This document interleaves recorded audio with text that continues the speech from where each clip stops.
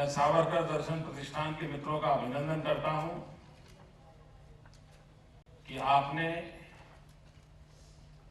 गुजरात की एक बहुत बड़ी सेवा की है।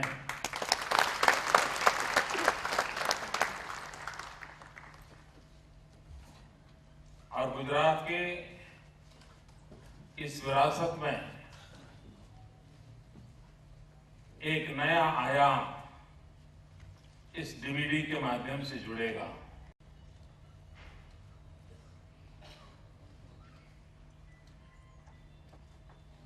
हमारे देश का दुर्भाग्य रहा है कि इतिहास को सही स्वरूप में देश की जनता के सामने प्रस्तुत नहीं किया जा रहा है।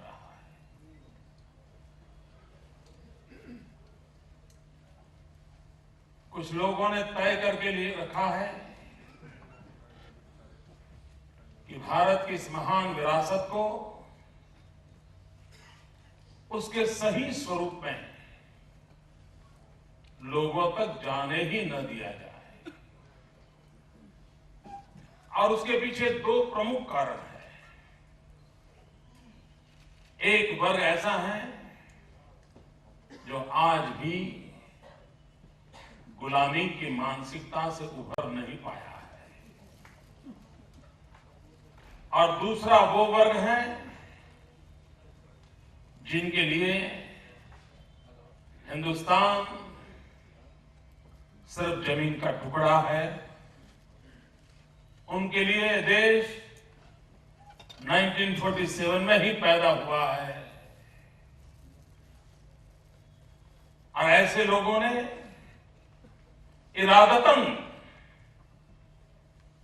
भारत की इस महान विरासत को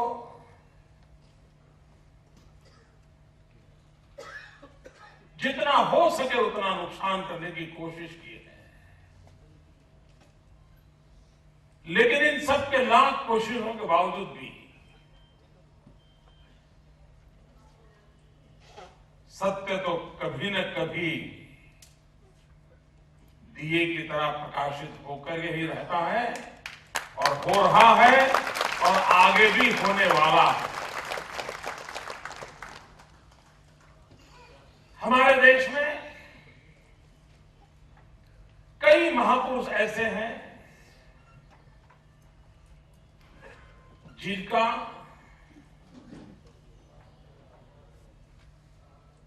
मूल्यांकन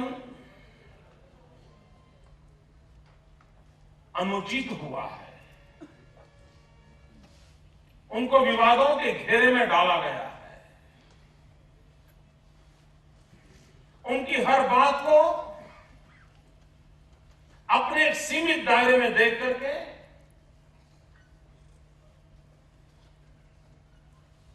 हमेशा हमेशा उनको नकार दिया गया है। हमारे देश का एक दूसरा दुर्भाग्य रहा है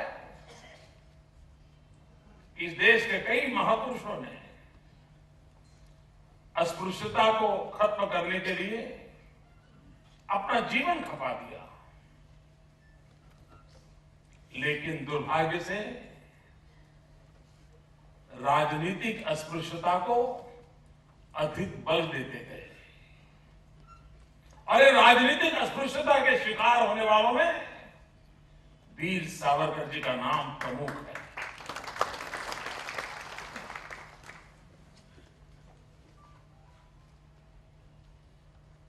देश के नागरिकों के लिए, देश के लिए जीने मरने वाले लोग उनकी अमानत होते हैं। उनका जीवन, उनकी हर घटना, उनका त्याग, उनका तपस्या वो पीढ़ियों तक प्रेरणा देती रहती है। लेकिन देश में विरासत का भी बंटवारा हो रहा है। जिस युग में बुद्ध हुए होंगे, महावीर हुए होंगे, आदिशंकर हुए होंगे, विवाद होंगे। उस कालखंड के लोगों ने विवाद किए होंगे,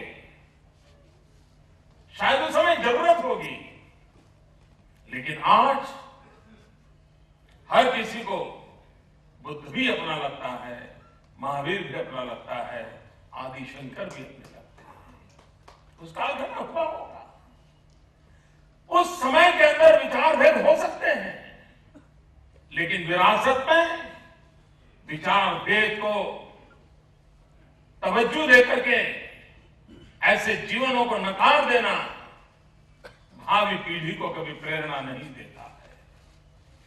और ऐसी विपरीत परिस्थिति में सुधीर फड़के जी ने कितना बड़ा साहस किया था। ये कठिन काम था, विदेशों में शूटिंग करना था, पाउंड और डॉलर में पैसे चाहिए, और मैं उनके साथ उस समय काफी निकट था। मैं भली भांति उनकी कठिनाइयों से परिचित था, और शायद सुधीर फड़के जी का नाम देते बहुत लोगों को ध्यान में नहीं आएगा कि ये कौन सुधीर फड़के जी की बात हो रही है। लेकिन अगर मैं ये कहूं कि आपके कान पर जब ज्योति कलश चल के गीत अभी गूंजता है, वो गीत सुधीर फड़के जी की इस देश को देन थी। वो ऊंचाई के वो व्यक्ति थे, और उन्होंने सावरकर की फिल्म बनाने का सपना चुना था। वो जीवन भर सावरकर जी के जीवित रहे तब तक उनके साथ है, और जीवन भर उस विचार को लेकर वो काम करते रहे। हिंदुस्तान में दो प्रकल्प ऐसे हैं जिसको विशेष माना जाएगा। एक कन्याकुमारी में स्वामी विवेकानंद जी का स्मारक बना, और दूसरा ये वीर सावरकर जी की फिल्म है। ये दोनों प्रकल्प ऐसे हैं जो सामान्य नागरिकों से दान में धन इकट्ठा करके किए गए हैं। 100 रुपया, 200 रुपया, 500 रुपया लोगों ने दान दिया, और उसमें से फिल्म बनी है। और आज भी, और मैं आग्रह करूंगा कि सावरकर दर्शन प्रतिष्ठान को ताकत देने के लिए भी हम अधिक मात्रा में इस डीवीडी को खरीदें और लोगों को खरीदने की प्रेरणा भी दें, क्योंकि आर्थिक पहलू भी महत्व होता है। भाई बहनों, सावरकर जी का गुजरात के साथ नाता रहा था। उनके एक भाई साबरमती की जेल में थे, बाबूराव सावरकर। 1937 में जहां पहला हिंदू महासभा का अधिवेशन हुआ, उसकी अध्यक्षता वीर सावरकर जी ने की थी। और भाइयों बहनों, उस कल्पना को देखिए, उस दृश्य की जरा कल्पना कीजिए। हम रामायण का प्रसंग सुनते हैं, उस प्रसंग की आज भी चर्चा होती है कि जब प्रभु रामचंद्र जी, लक्ष्मण जी और सीता जी अयोध्या छोड़कर के लिए वनवास के लिए जा रहे थे। सारी अयोध्या नगरी में लोगों की आंख में आंसू थे, और वे अपने पितृवचन के पालन के लिए निकल पड़े थे। कभी किसी ने सोचा होगा कि उस समय उर्मिला की क्या मनस्थिति होगी? कभी किसी ने सोचा होगा? लक्ष्मण जी जा रहे हैं, लक्ष्मण जी की पत्नी उर्मिला जी वहां दूर सजल नेत्रों से दूर से विदाई दे रही है। आप उस दृश्य की कल्पना कीजिए। भाइयों बहनों, जब मैं सावरकर जी के जीवन को पढ़ता हूं, मुझे वो दृश्य याद आता है कि जब एक नौजवान शादी होने के बाद परिवार के सपनों को पूर्ति के लिए, बैरिस्टर बनने के लिए विदेश की धरती पर जाता है। बैरिस्टर बन के आएगा, पूरे परिवार के आन शान बन जाएगा, ये सपना हर एक ने देखा होता है। और उस सावरकर जी की पत्नी ने तो कितने सपने संजोए होंगे। जब पति ब्रिटिश लंदन में बैरिस्टर की पढ़ाई करते होंगे, कितने सपने देखे होंगे, और कितना इंतजार होगा जब बैरिस्टर बन के वापिस आएंगे, तब किस किस प्रकार से स्वागत करने का उनकी पत्नी के हृदय में भाव जगते रहेंगे। और तब जाकर के कल्पना कीजिए, जब वीर सावरकर जी को हथकड़ियों से बांध करके, पैर में बेड़ी लगा करके हिंदुस्तान के समुद्री तट पर लाया जाए और ट्रेन से वो जब गुजरते थे अंडमान के लिए ले जाया जा रहा था और रेलवे स्टेशन पर वीर सावरकर की पत्नी दूर से सजल नेत्रों से देखती थी कि जिस पति को बैरिस्टर बनने के लिए विदाई दी थी, जो बैरिस्टर बनने के बजाय आज जीवन भर के लिए 50 साल की सजा हो चुकी थी, क्या बीती होगी उस मां पर? कोई कल्पना कर सकता है? क्या ये घटनाएं हिंदुस्तान की युवा पीढ़ी को प्रेरणा नहीं दे सकती है? लेकिन उसे भुला दिया जाता है। कुछ चंद लोगों की भलाई के लिए हिंदुस्तान के स्वर्णिम इतिहास को नकार दिया जाता है। हमारी गुलामी की मानसिकता कैसी थी? 1857 का स्वातंत्र संग्राम, पूरा हिंदुस्तान एक बनकर के अंग्रेजों के लिए सरदर्द बन गया था। भारत के स्वाभिमान की लड़ाई का एक स्वर्णिम पृष्ठ था, लेकिन उसी गुलामी की मानसिकता के लोगों ने क्या कहा था?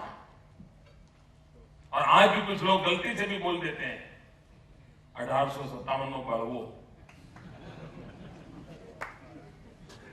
और उसके खिलाफ सावरकर जी ने जीवन भर जंगें छेड़ा। उन्होंने कहा यह शब्द उचित नहीं है, यह स्वातंत्र संग्राम था। और जब 1857 के स्वातंत्र संग्राम की गोल्डन जुबली ईयर था, 50 साल पूरे हुए थे, तब सावरकर जी लंदन में थे और लंदन के इंडिया हाउस में 1857 के स्वातंत्र संग्राम की गोल्डन जुबली का अवसर मनाया गया था, उत्सव मनाया गया था। वहां के देशभक्त भारतीयों को इकट्ठा किया था। श्यामजी सवर्मा वहां मौजूद थे, वीर सावरकर जी मौजूद थे, मदन लाल धिंगरा मौजूद थे। आप कल्पना कर सकते हैं कि देशभक्ति की ललक कैसी होगी और इतिहास के प्रति कितनी सजगता होगी। और अंडमान निकोबार की जेल में क्या यातनाएं हुई। और ये भी देखिए, एक ही जेल में दो भाई मातृभूमि की स्वतंत्रता के लिए पीड़ा झेल रहे थे, लेकिन एक दूसरे को पता नहीं था कि दोनों भाई एक ही जेल में है।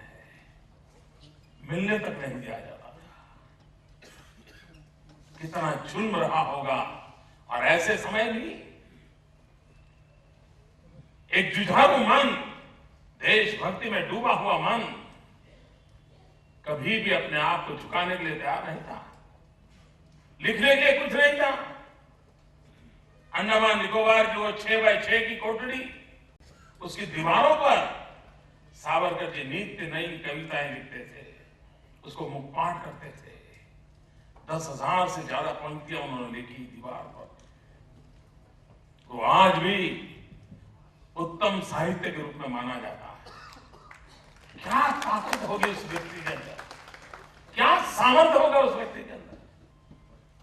और भाइयों बहनों, रत्नागिरी के अंदर दलित उद्धार के लिए सावरकर जी दलितों को लेकर मंदिर पहुंचे थे और उन्होंने जीवन का काफी हिस्सा दलित उद्धार के लिए खपा दिया था, लेकिन उस बात को भी भुला दिया जाता है।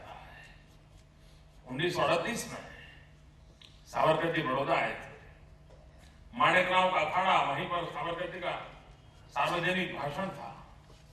सर सयाजीराव गायकवाड़ सावरकर जी का भाषण सुनने के लिए दूर अपनी गाड़ी में बैठ करके सावरकर जी का भाषण सुनने के लिए गए थे 1938 में। और उस भाषण से प्रभावित होकर के दूसरे दिन सयाजीराव गायकवाड़ ने सावरकर जी को अपने यहां बुलाया और 1.5 घंटे तक दलित उद्धार इसी एक विषय पर चर्चा की थी। ये सावरकर जी का जीवन।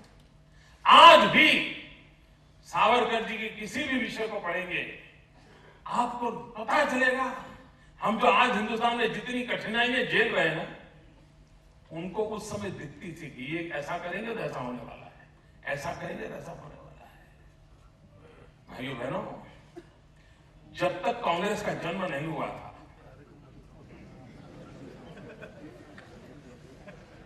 मैं बहुत जिम्मेवारी के साथ बोल रहा हूं,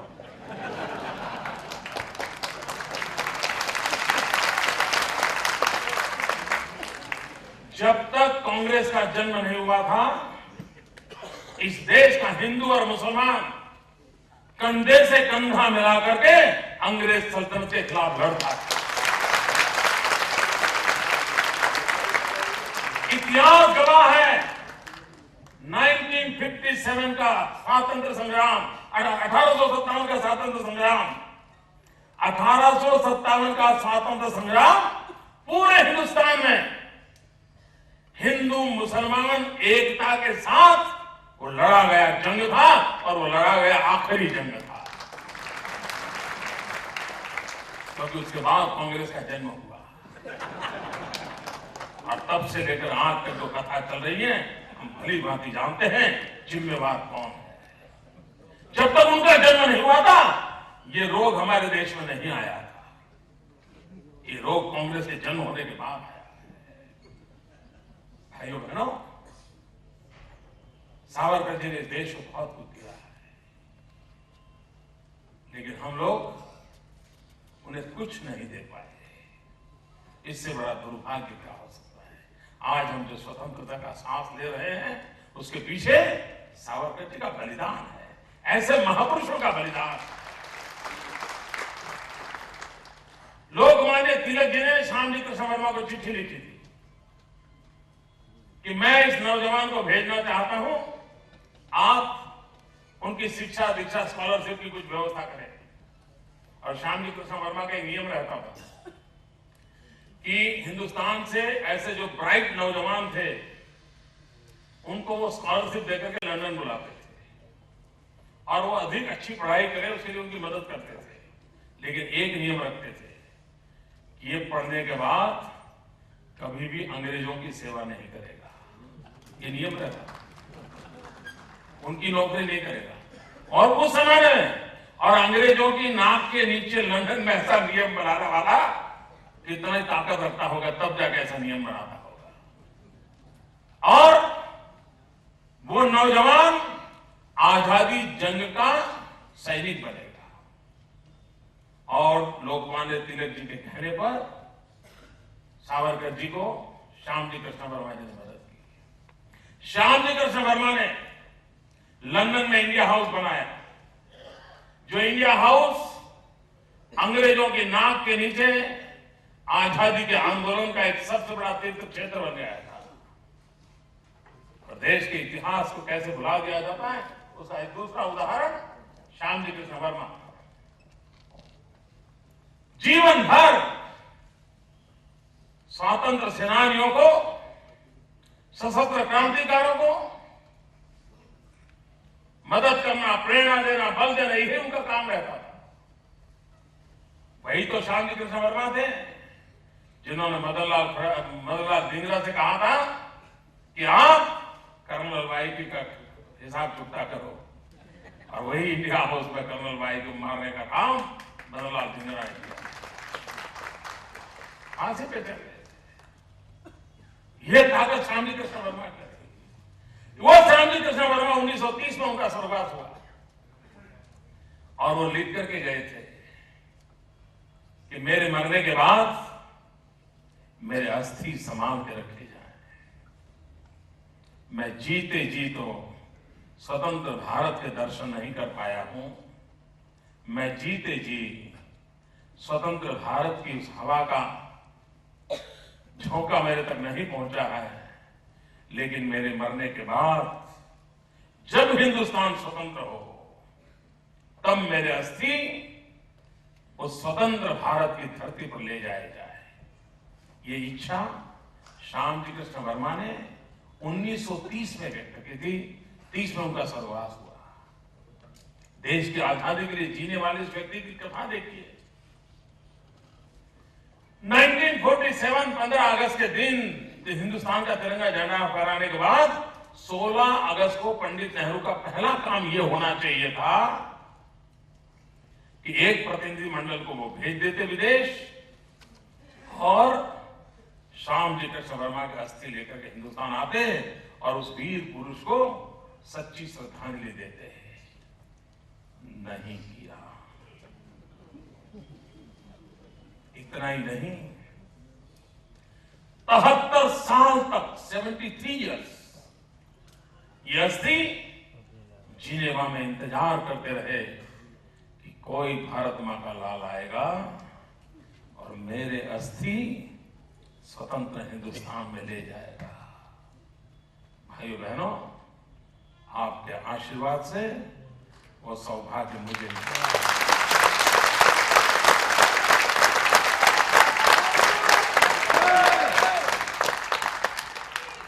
2003 में जिनेवा गया, श्याम जी कृष्ण वर्मा का अस्थि अपने कंधे पर उठा करके ले आया।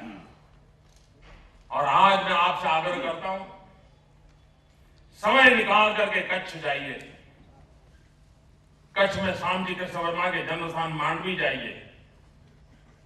और हमने मांडवी में वैसा ही इंडिया हाउस का निर्माण किया है जैसा लंदन में था, जहां से आजादी को लड़ाई पूरा का पूरा वैसा ही रेप्लिका बनाया है। और वहां पर देश के क्रांतिकारियों का स्मरण करता हुआ एक क्रांति तीर्थ बनाया है। आप जाइए, आपको जरूर प्रेरणा मिलेगी। वैसा एक स्थान खड़ा किया है। और मैं मानता हूं हर देशभक्ति में डूबे हुए लोगों ने परिवार के साथ जाकर के अपने बच्चों को आधे दिन वहां रखना चाहिए, देखना चाहिए कि कैसे जिंदगी लोग जीते थे। ये काम किया हमने। मेरा ये भी आग्रह रहता है कि कभी अंडमान निकोबार की जेल भी देखनी चाहिए। आजादी के लिए जूझने वाले, जीने वाले लोग किस प्रकार से यातनाएं झेलते थे, किस प्रकार से यातनाएं झेलते थे। और इसलिए आज के युग के अनुकूल टेक्नोलॉजी का उपयोग करते हुए सही इतिहास को हिंदुस्तान की जनता और नई पीढ़ी के सामने लाने का प्रयास जो हुआ है वो अवश्य ही इतिहास के प्रति न्याय तो होगा ही होगा, लेकिन भावी पीढ़ी के लिए भी एक बहुत बड़ा योगदान होगा। मैं इसके लिए फिर एक बार प्रतिष्ठान के सभी बंधुओं का अभिनंदन करता हूं। फिर एक बार स्मरण करता हूं स्वर्गस्थ श्रद्धेय सुधीर फड़के जी ने जो इस विरासत हमारे हाथ सौंप करके गए हैं। इस विरासत को आगे बढ़ाना हम सबका दायित्व है। एक ऐसे अवसर पर, और आज सावरकर जी का जन्मतिथि भी है, मुझे आप सबके बीच उस पुण्य स्मरण का सौभाग्य मिला। मैं अपने आप को गौरवान्वित महसूस करता हूं। आज भी उन विचारों का महात्म्य उतना ही महत्वपूर्ण है जितना कि कल था, जितना कि आने वाले कल रहने वाला है। इसी एक श्रद्धा के साथ आप सबका बहुत बहुत धन्यवाद।